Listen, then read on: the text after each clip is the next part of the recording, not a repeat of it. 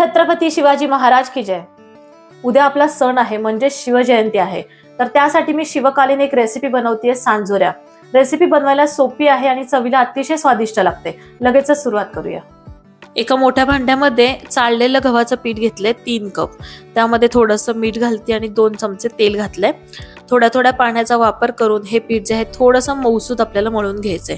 नेहमी चपात्यांसाठी जसं पीठ असतं त्याच्यापेक्षा थोडं मऊसूद आपल्याला हे मळायचंय। अगदी 15-20 मिनिटांसाठी हे झाकून ठेवूया, म्हणजे पोळ्या मऊ होतात। 1 कप मी गूळ जो आहे तो कट करून घेतलाय आणि त्यासोबतच आपल्याला 1 कप रव्याचा वापर करायचा आहे। जाडसर रवा आपल्याला इथे वापरायचा आहे। मंद आचेवरती हा रवा 7 ते 8 मिनिटांसाठी चांगला भाजून घ्यायचा आहे। भाजताना यामध्ये काहीच मी घातलेलं नाहीये, कोरडा असा मस्त हा भाजून घेतलाय। त्याच कढईमध्ये परत 1.5 कप पाण्याचा वापर करते। 1.5 कप पाणी मध्यम आच केलेली आहे। त्यामध्ये लगेच गूळ घालून घ्यायचा आणि हा गूळ आपल्याला विरघळवून घ्यायचा आहे। तर गॅसची फ्लेम इथं मध्यम ठेवली आणि हे सतत गूळ जो आहे तो हलवून घेते, म्हणजे तो पटकन मिक्स होईल। इथे गूळ आपला चांगला विरघळल्यानंतर उकळी आली आहे, त्यानंतर आपल्याला रवा जो आहे तो ऍड करायचा आहे। हळूहळू रवा आपण एका हाताने घालून दुसऱ्या हाताने आपण तो ढवळून घेतोय। मस्त मिक्स इथे झालेला आहे। अगदी अर्ध्या मिनिटासाठी झाकण ठेवायचंय। हा रवा जो आहे तो ओव्हरकुक करायचा नाही, तर खूप कोरडा होतो। यामध्ये जायफळ घातले आणि वेलची पूड मी ऍड करतेय। 1 चमचा साजूक तूप घालायचंय। मस्त मिक्स करून घेऊया। गॅसची फ्लेम बंद करून हे जे मिश्रण आहे किंवा हा जो रवा आहे तो आपण ताटामध्ये काढून घेतोय आणि तो आपल्याला पूर्णपणे थंड करून घ्यायचा आहे। 15-20 मिनिटांमध्ये तो चांगला थंड झालाय। मग त्याचे एकसारखे असे गोळे करून घेतेय।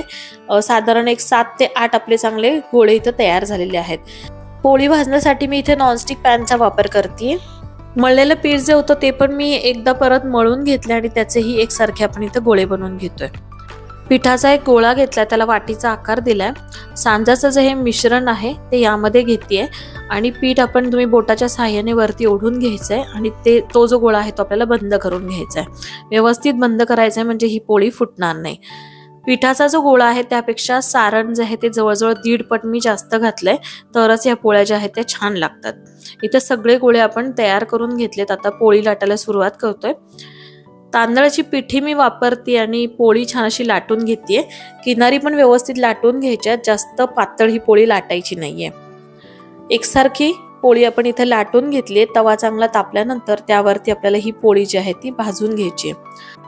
मीडियम ते हाय फ्लेम वरती आपण ही पोळी जी आहे ती भाजून घ्यायची आहे। तेल किंवा तुपाचाही कशाचाही तुम्ही वापर करू शकता। मी इथे तूप लावून घेते आणि छान खरपूस अशी ही पोळी भाजून घेते। ही जी पोळी आहे ती टिकायला 3 ते 4 दिवस आरामात टिकते, म्हणून तुम्ही प्रवासातही घेऊन जाऊ शकता। दुधासोबत तुपासोबत ही पोळी सर्व करा, नक्की सगळ्यांना आवडणार आहे। थोडीशी आगळी वेगळी अशी रेसिपी आहे, तर ह्या रेसिपीचा नक्की आस्वाद घ्या। व्हिडिओ आवडला असेल तर लाईक, शेअर आणि कमेंट्स करा। छान पोळ्या बनतात, नक्की ट्राय करा। धन्यवाद।